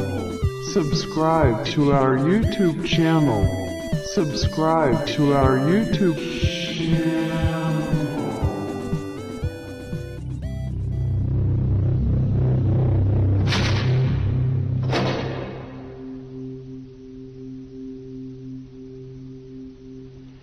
This is crack, rock cocaine.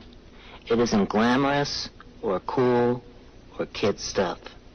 It's the most addictive kind of cocaine, and it can kill you. What's really bad is nobody knows how much it takes. So every time you use it, you risk dying. It isn't worth it. Look, everybody wants to be cool. But doing it with crack isn't just wrong. It could be dead wrong.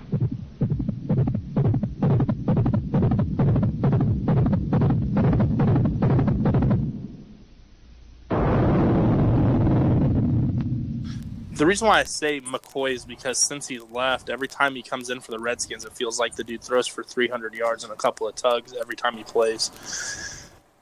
But, I mean, again, like, I think if McCoy came out now, he'd fit better because these smaller quarterbacks that come from spread offenses, now that the NFL is moving to spread offenses, I think would work out better. But he also, went to Cleveland and before the era of the spread offense started in the NFL, really. So... But I get what you're saying. Couch could have been as well. I hate both of them. Fuck them both. They're from Nebraska and Texas. But well, you talk about Couch played at Kentucky, man, and he's Couch played at Kentucky. Yeah, not Crouch. Oh yeah, you threw me off for that one. Tim Couch played for Kentucky. The Nebraska guy. I giggled when Robert brought him up a little bit. Crouch, my mistake, guys. I was like, I don't know about that though. No. He run kind of. I think he played running back in the NFL. It's not couching tiger, hidden dragon. He ran the option in the 90s in Nebraska, right? Late 90s. He rushed for like 2 million yards one year. Yeah. I'm pretty sure that he won the Heisman the year that the Hurricanes spanked them in the. Yeah, he did. Yeah. Yeah. I don't know. I don't even know how Nebraska got into that game, but. And then Nebraska died. I don't know what happened. Nebraska got into that game because Oklahoma choked against them. Oh, Nebraska's back, y'all. Haven't you heard? You know what Nebraska's? They're going to be in the right direction. This is a tangent, and I know that I don't blame them for being excited, man. They need something to be excited about. First of all, they live in Nebraska. Let me tell you something, Tim. And this is my God's honest opinion. Nebraska is not going to be back until they get back in the same league with Oklahoma. They lost their identity by moving to the big. I definitely agree because they also lost their pipeline to recruit to Texas. But Scott Frost has done a great job opening a California pipeline, and they're in a weak half of the Big Ten. So they could, if they beat Wisconsin, they're always going to be a game away from the college football playoff. I think Scott Frost may bring them back, but I'm going to make this prediction. If they don't, not prediction, but this suggestion. If they don't, go back to the Big 12. They need to get back to the Big 12. And even if Scott Frost does succeed, I still think they need to consider it. Because I think what would be nice is if Oklahoma and Nebraska agreed to an annual home and home, like a lot of these rivalries outside, like Florida and Florida State do. But the problem is that Oklahoma likes to schedule a shitload of like awesome out of conference games, and it would be brutal to be like, oh, I'll play Florida State in Tallahassee this year, and I'll play a top 10 Nebraska team. You know what I mean? Right. It's kind of a, Plus the typical road games you're going to have in the conference as well. Right. But it'd be better than playing West Virginia in rivalry weekends, since now we don't play Oklahoma State that week in fear of repeating the matchup with them the following week in the Big 12 championship game. It hasn't hurt Oklahoma, but it has killed Nebraska for them to uproot and go to the big conference, in my opinion. I definitely think it hurt Oklahoma and Texas at the beginning, because when Nebraska, A&M, and Missouri left, it changed the way recruits from Texas viewed the Big 12. Instead of going to the Big 12, they were like, nah, those guys play nothing but offense, and we could just go to the SEC to Texas A&M. But that's changed now. It looks like we're on track to getting back to the Texas players are going to the Big 12 schools. At least that's what it appears to be with the last two classes that Oklahoma and Texas have brought in. They might start going to Arkansas. Hey, Arky used to be a powerhouse back in the 60s. They did, man. They played Texas. I wasn't born in the 60s. They played Texas one time in the late 60s, and Nixon declared the winner of this game is the national champ. Hey. I honestly think Arkansas would have been better off in the Big 12, because geographically I think that would have been a better spot for them than the SEC. Plus, they don't have the rivalry with Texas anymore. Well, they were in the Southwestern Conference, which Big 12 is part of the team. Yeah, the Big 12 just... The SWAC. They gobbled up what they wanted of it. They grabbed they grabbed what they wanted out of which it was Texas. The Big 8 or whatever the fuck. Yeah. And all the little and the Southwestern Conference, the Big 8 and the Southwestern. All the little G5 conferences grabbed the rest. I mean, it's hardly the Big 8 anymore now that Nebraska, Missouri, and Colorado are all gone. So it's the Big 5 plus the leftover, the top-notch, non-great conference teams. Like Hold up now. West Virginia is the best freaking program in America that has never won a championship. They were undefeated in the 90s. They were defeated. Actually, I can agree with that. Yeah, West Virginia is probably the best program that hasn't won a championship, and TCU. Well, hold on now. There is Oregon. Yeah, but Oregon had won a Rose Bowl, had 90 years of irrelevance, and then had like 5 years of greatness, and now they're trash. West Virginia's had a little bit more stability. Yeah, Oregon has shut the fuck down on their road to not winning a championship. You guys think Chip Kelly will turn UCLA into a Pac-12 power? Don't know, but it's going to be interesting to watch them this year, isn't it? Being at UCLA, not immediately. I think they'll be better this year. They'll probably win 8 or 9 games because they're in the Pac-12. Maybe 10 with the bowl game. Maybe. That's pushing it, though. But He's got some good players to work with. It's coming from an Oklahoma fan. Really good. Big 12. The Cactus Bowl, I think, is what they played Kansas State in. That backup quarterback looked really good in the first half against Kansas State. All right, guys. This is supposed to be the NFL draft segment. God damn it. God damn it. Yeah, but college football's cooler. It is cooler. Anyway. We got to figure out how to integrate. You're right about that. All right, well, why don't we pick our top 5, who we think are going top 5 in the draft? I think that's an excellent idea because I was fixing to say the very same thing. Oh, shit. We think a lot alike then. Timothy, you're going to continue. You're just going to be the host from here on. Timothy, you have the floor. Host. Yeah. Take it away. Okay. All right. Well, my top 5 that I think will go in the draft, I think number 1 will be Josh Allen to Cleveland. Number 2 is tough. I really do think it's tough because New York could just do so many different things, including trade. So I don't know what they're going to do. But I think that they'll take Josh Rosen like they've been wanting to. Seems like that's what they want to do. They want to take Rosen or trade. So I think they'll take Rosen. And then 3, I think the Jets will take Darnold. So I have 3 quarterbacks off the board. And then I think the Browns will take Bradley Chubb. And then at 5, I think the Broncos will take probably Quentin Nelson from Notre Dame. I thought the Bills were at 5. They traded. The Bills at 5? Oh, are the Bills at 5 now? The Broncos are at 5, I think.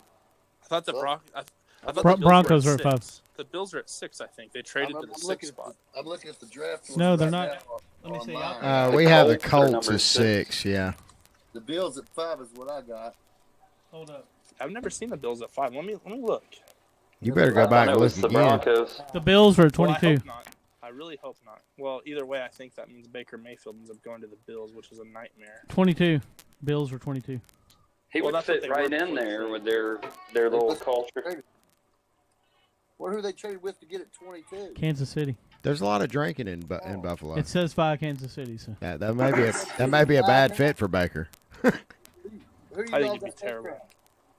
It's fucking cold up there too. Gosh. Yeah, that's what I think the problem would be is because you have those cold winter weather and he's a smaller guy. He doesn't have a terrible arm strength, but he doesn't have the arm strength of the Josh Allens and the Darnolds that I think would have better success in that kind of area. Well, again, it's not like he was a Florida quarterback. I mean, he's played in some pretty cold, wintry environments. Yeah, yeah, he played in that one in Morgantown.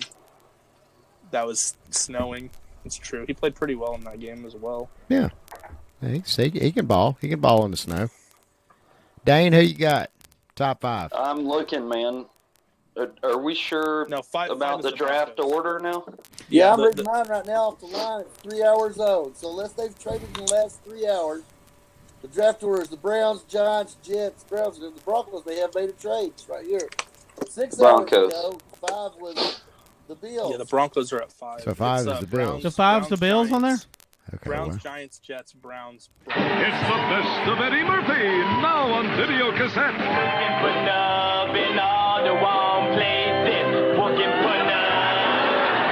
am dark and you are light. You are blind as a bat. Gonna Ronald Reagan's illegitimate son.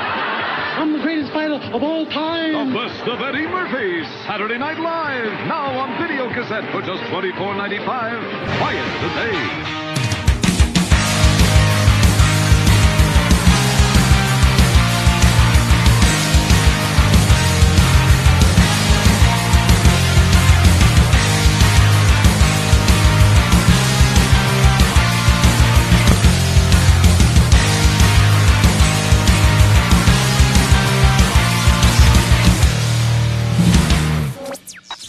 Our information is correct. I think we just need to go ahead and hit the button and just start this whole thing over. All right, ready?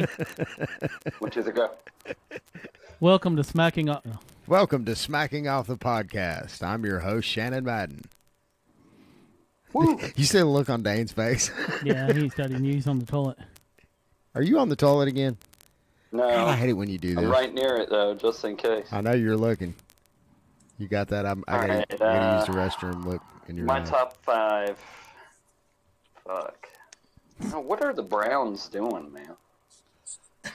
I don't know that they'll go with a quarterback first, but I'll just assume they're retarded and they'll go with a quarterback first. It is the Browns. What? Why wouldn't they go with a quarterback? They desperately need one. Well, they did just trade to get what's his name from the Bills? Fuck. Yeah, but they traded a third rounder though. They traded Chunk. Yeah, but their head coach said, I don't know, like 3 months ago, they're not interested in having a rookie quarterback. They want a veteran. So I don't know. I'll just assume they are. They'll take Josh Allen first. I think the Giants will take Barkley out of Penn State. I think the Jets probably end up with Baker or Sam Darnold. And then the Browns will go defense with the 4th pick. I think they'll probably get Chubb's little brother. I guess he's a linebacker, maybe defensive end. The guy from NC State? Yeah. And the towel snatcher. And then I think the Broncos probably go quarterback too, so you think they get Mayfield? Yeah. Oh, wait a minute. I thought the Bills were 5. Has that? No, the Broncos are 5. Okay, yeah. So they'll either get Mayfield or Rosen or Darnold. It'll be one of those 3. Those 3 will probably get drafted in the top 5. But I think Saquon Barkley and Bradley Chubb will probably be the other 2 drafted in the top 5. Nice. So have you guys seen the number 1 player, according to a lot of people, is Roquan Smith in this draft? And he probably, even though he's the number 1 player, because all these teams need quarterbacks, might not even go in the top 5. Might not even go in the top 10. It's crazy. Yeah, it is. Actually, you're probably going to see a lot of your offensive players are going to go first, just because there's some really good offensive talent. We haven't I'm really not a big fan of drafting a quarterback in the 1st round, anyway. Well, and I am if it's the right quarter. If you're picking in the top half, if you're picking in the bottom half, I just feel like it's a lot of value, right? Yeah. Unless it's loaded like this draft, it's a little different. Like someone's gonna get Lamar Jackson at like 25, and that could be insane. You know, yeah. It'd be the highest drafted punt return, kick return specialist in the history of NFL draft. He's not going to be some punk, bro. Like he can play the quarterback position. He's not that bad. I don't think he makes any reads whatsoever. Right? I watched None. It was on local TV, just the same as the UK games. And the first year he played UK, we actually beat him. If one of the worst teams in the history of college football can beat you, you shouldn't be the Heisman Trophy winner. That's how I felt about Lamar Jackson. When he lost to Kentucky the year he won the Heisman, to me, the Heisman handed to him was a joke. I mean, you had a rebuilding Kentucky program by Kentucky standards. So that means it put it at the bottom of the barrel. I think we were ranked 108th in offense, 112 in defense, and beat. Yeah, but it wasn't really Lamar Jackson's fault they lost that game. That game was like 45. Dude, he fumbled the fucking ball away, going in at like the 5-yard line. Trembling at that mighty Kentucky defense, I'm sure. Yeah. Yeah. That's what I'm I mean, like saying. I said, though, it's like 45 to 43 or something stupid, though. So, I mean, like, he put up points and yards. Yeah, It wasn't like he was some kind of, like, irrelevant. Like, Oh, no, he put up points and yards when we made like 7 turnovers. I mean, gee whiz, when you have the ball on the 20, it's easy to score. Come here, baby. That's what kind of game it was. I mean, It's okay. I watched the game. He threw like 5 interceptions, fumbled the ball in a critical time. I mean, now, what Lamar Jackson did against Mississippi State and LSU bothers me a lot. Well, I mean, LSU, I kind of like what he they always have did great against defense. Mississippi You don't State. like LSU. I didn't feel bad about it. They've got top defensive players every For year. sure, but if they played a real offense, they would, just like every other really good team with good defenses, they'll get moved the ball on. I just want to go ahead and put this out there. Bob picked Mississippi State to beat Louisville in the bowl game. Well, Yes, I fuck, did. man. If Lamar Jackson didn't choke that game away, You're I just would've starting won shit Gold Mania now. Like $200. It happened too. It If the did. dog hadn't stopped the shit, he caught the rabbit, though. I mean, I knew the guy had never played a top-level defense, and as soon as he seen another one, that he was going to crumble like a deck of cards. The only way for him to win in the NFL, if a team makes a commitment to running, like when the Broncos had Tim Tebow, you'd have to just say the hell with it. We're just going to run it in and out, and hope this guy survives. If you The guy can make reads, though. Otherwise, he wouldn't have been able to run that offense. That offense is completely read reliant. There's It's only pro. one It's a read to pro make. offense. It's There's a only pro one offense. read to make. No, it's not true. There's only one read to make. I know how to run that offense myself. The only read to make is whether or not the end crashes down or not. That is not. He did not run a zone read offense. Stop. Yes, He ran a that is pro the spread. He only ran a read pro there spread. is. Stop. No, it's not true. In his Petrino completely revamped their offense for Their Lamar. offense had pro passing schemes. He only had one read to make, whether or not the end crashed down. If the end crashed Oh, down, my God. he got rid of the ball either to the hot receiver or gave it to the running back. Otherwise, if the Or he end crashed runs. down, that's right. Listen, bro, I understand your Bro. skepticism of Lamar No, Jackson. I think bro. everyone Bro. has that skepticism, but the thing is like you're not even. He never beat You're not Clemson, even like. so Yeah, but I don't care about that. He never beat Clemson. The thing is, Well, I think it's- the thing is here though that you're missing the point on, is you are saying things that are just not reality. Like Oh, this is supposed to be a oh. news podcast. Say stuff that actually is true. Like he Like what? like he Yeah. never The fact beat that- Clemson. Did you just Yeah, he never hashtag beat- fake He news? couldn't beat the best college defense he faced 3 times. I mean, he lit them But the you fuck think up, he's though, going to be able to several times. beat NFL defenses? I don't know. I said there's a lot of reason to be skeptical of him, but one of the skeptics isn't that he doesn't know how to make reads. That's not true. That's never had completely to make untrue. reads.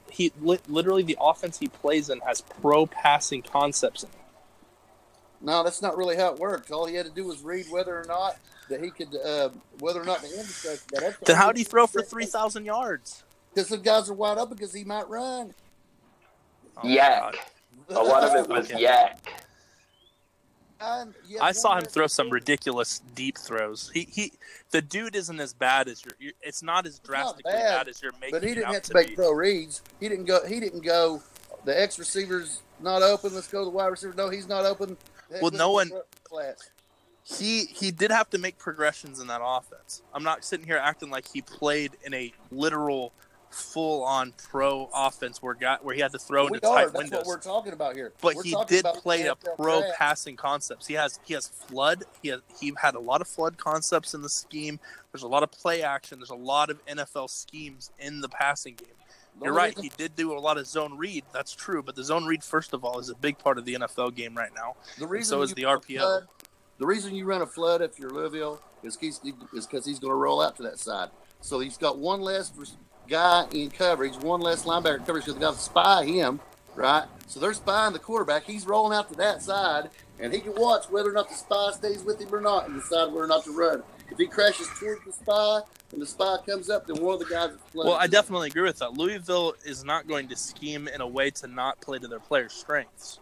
I will say this. I'm going to throw this out here real quick. Just one little fun fact.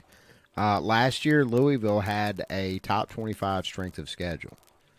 So we're talking about a quarterback that was able to rack up, over 3,000 yards with a top 25 schedule. So it's not like they rolled over a bunch of cream puffs. Smacking Off invites you to join us on the podcast. If you have an opinion on an upcoming game, some commentary on your conference, or want to roll with one of your fellow smackers on air, hit us up. You can message us at the Smacking Off or X's and O's Facebook pages, email me at maddenshannon@toothfairy.com, or call us on the Smack line, 304-508-BAIT. And as always, fuck your Well, I'll team. tell you this, though. I like his exciting style when he could get open and run. I loved Randall Cunningham. I wish He's a a guy great- like Randall Cunningham would come out, and if somebody could make it work, it'd be some fan-friendly football. I'm here to tell you that if he could survive getting pummeled on an NFL basis week in and week out and still have that level of athleticism, it'd be good football to watch. I think he could be a more accurate Michael Vick.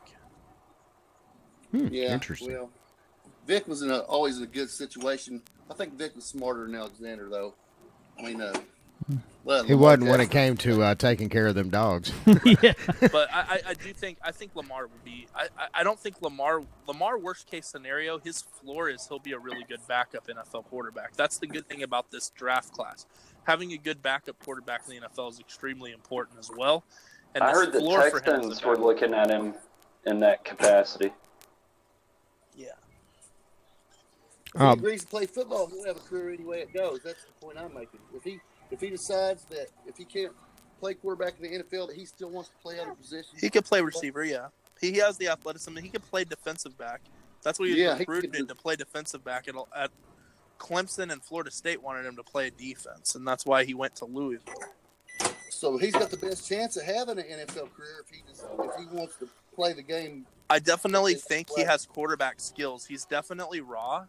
But I think if he gets the right system, he can be a quarterback in the NFL. I'm skeptical about a lot of the things in his game, but I do think he has the potential to be an NFL quarterback. Well, Bob, I think he needs to give Tim Tebow a call and see what Tim thinks. Fuck Tim Tebow. Hey, Bob, real quick, go ahead and give us your top 5. Oh, because we have yet to hear from you.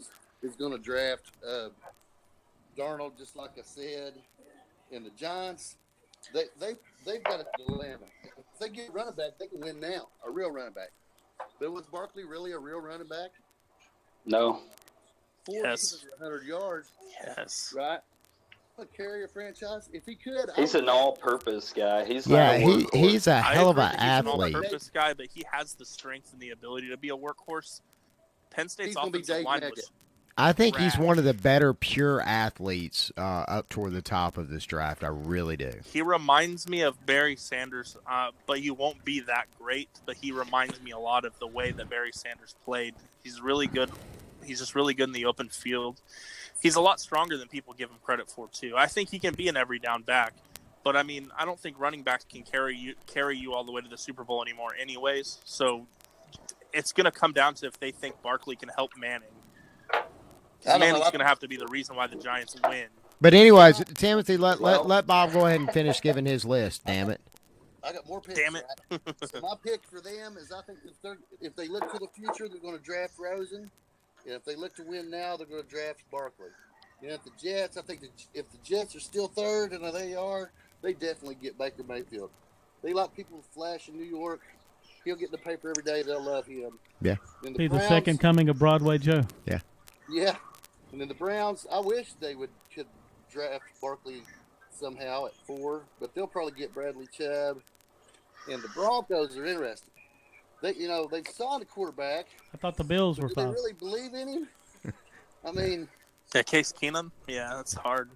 you know what I'm saying? I mean, They've got Chad Kelley, too. Right. So if somebody drafts a back instead of a quarterback in a predicted position, I believe the Broncos will snatch a quarterback. But for the time being, I think they might pick a defensive back and top one on the board. Don't Alabama have a top guy? Minka. Coming out? Minka. Oh, Minka. Yeah. So they could make an Alabama corner. That's how bad they need a real corner. That'd be a hell of a pick for them. Yeah. It's going to be an interesting Thursday. So Is it this Thursday? Yes. Really? That's the first round. Yeah, it's crazy it's how going fast down. it's come up. Who's everyone's favorite? Who's everyone's player that they think is great that they didn't pick to go in their top 5 that they think will have the most impact? That's what I'm curious about. Quarterback? No, any player. Who's the best player in the draft that you think who will be a first-round pick, but just not top 5? Throw us a Clemson player there, Dane. Minka Fitzpatrick. Yeah, I'm kind of with Dane on that one too. Minka is definitely a game changer, and I think will be a immediate impact player. Absolutely. I think I want to say awesome. I was scrolling through some of the lists as we were talking, and I think Kirk Herbstreit has him as his number 2 impact player. Yeah, Minka I think is going to land in Tampa. I just don't think there's any way around that.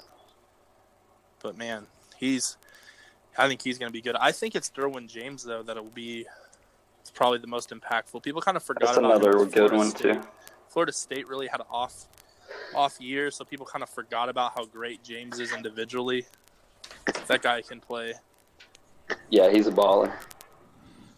He's kind of like Christian Wilkins light. Like, he can play all over the fucking field. He's just smaller. I think that his true position will be safety. Maybe a nickel in certain packages. Yeah. He's kind of a big dude, so. He could play Alabama's star position on a 3-4 defense in the NFL. Yeah. What's LSU's running back's name that is bound? Geis. Yeah. Geis. I think he may be. I think he's one of the better running backs in the first round.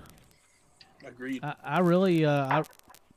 He's strong as shit. He's got good upper body strength. He has really good vision. It's a strong draft for running backs too. I mean, there might be 3 picked in the first round, and the way they've been picking running backs here over the last 10 years, they act like they're not important anymore. So there might be as many as 3, possibly 2. But there were some good running backs this year could make a real difference. But I can see 2 for sure. Guys to be one of them. Barkley probably being the other. Yeah. Not to mention, you can call this guy the Juice, and this is really his last name. You can't really do that. Yeah, you can. No, you can't. That's done. That's over with. I think Mel Kiper has the Browns taking him with their first pick in the second. There you go, guys. Yeah. That'd be a hell of a pick. Could you imagine if they got let's say they roll the dice and they get Baker Mayfield, and here's why I think he'd be a great fit in Cleveland, because of the chip on his shoulder and the everyone hates Cleveland thing and how they're bad and all the things stacked against him. So I just think he thrives in those environments. And they have a loaded offense, really. They have a good offensive line, great receivers. If they got Geis and Mayfield with the first 2 picks, that offense could be top 10 in the first year. That'd be crazy. Really good. I could see that. They had a great draft last year, too. They did. And they had a great draft the year before that. Their defense is about to be stacked. If they get Chubb, they'll have Chubb and Garrett on each side for years. And I'm pretty sure that they're dead set on getting that guy. Yeah, and then in the linebackers, they're good at linebacker, too. They still have Ogba. They have Alexander. And then if they got somebody, if they surprised and got Roquan Smith, that could be interesting. Now look at this. The Browns, over-under on wins for the Browns next year. I say more than 5, less than 5. More than 5. More. What about you? More. I got 6 wins. That's all I got them picked. Looking at the schedule. I guess it depends on how well their quarterback plays. Are they going to go with the rookie immediately like they normally do, or are they going to roll with Tyrod until the rookie's ready? Depends. I think that depends on which quarterback they take. If they take Allen, there's no way he's ready to play week 1. There you go. Well, guys, I hate to say it, the only one in college, the one that I think would definitely step up to the plate immediately right out of the gate, and it pains me to say it, is old Baker Mayfield. I really do. I think he's road ready. Yep. Y'all have the safe journey, baby. I'm sorry. Well, it's going to be an interesting first round. That's for damn sure. Have you guys been as excited for a draft in this long? I mean, this is the best draft. This is the best draft I can remember. Because there aren't that many Clemson players in there. So. Oh yeah, that's because they all decided to stay an extra year. Yep. Good old Dabo paying them some NFL salary on the side. No, I'm just kidding. I'm not. Stop it. Stop it. They wanted to get their degree, man. Guys, we're fixing up to take a break. They just wanted to get the revenge. They want Bama again, is what I think is really what it is. It could happen. I mean, they're 2 great teams. Clemson is rocking. They got great coaching, good recruiting. My daughter's at Clemson. alumni, and she's showing up at the game, so they got a loud mouth rooting for them, So Clemson's looking like they're any way you slice it, they're top 3 team next year. We're number 1. I think Clemson. Yeah, I think Clemson is going to be in the playoff as long as they decide to not go with Kelley. If they go with Kelley, it's going to be a tough year for them because they got to go to Tallahassee. And then, Jimbo's familiar with them. I'm not calling upset there, but that could be an interesting game with Kelley because that guy stinks. He even stunk in your guys' spring game. He won't be our starting quarterback, don't worry. Dane's got it all figured out. If he's your starter, you're not winning the ACC, in my opinion. And that is a subject for another segment. Thank you very much, fellas. We deeply appreciate it. Woo! Yep. We'll see y'all Thursday. Or we won't see you Thursday, but we'll be thinking of you. Message you on Facebook on Thursday. How about that? That'll work. Me and Shannon's got to go pray. We've got Smack Jesus coming up. Yeah, no.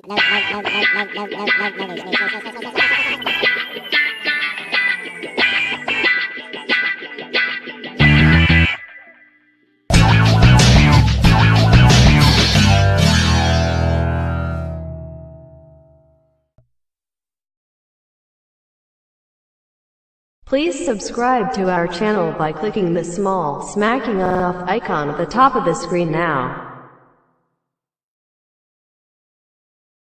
Click the link at the bottom of the screen to watch last week's episode.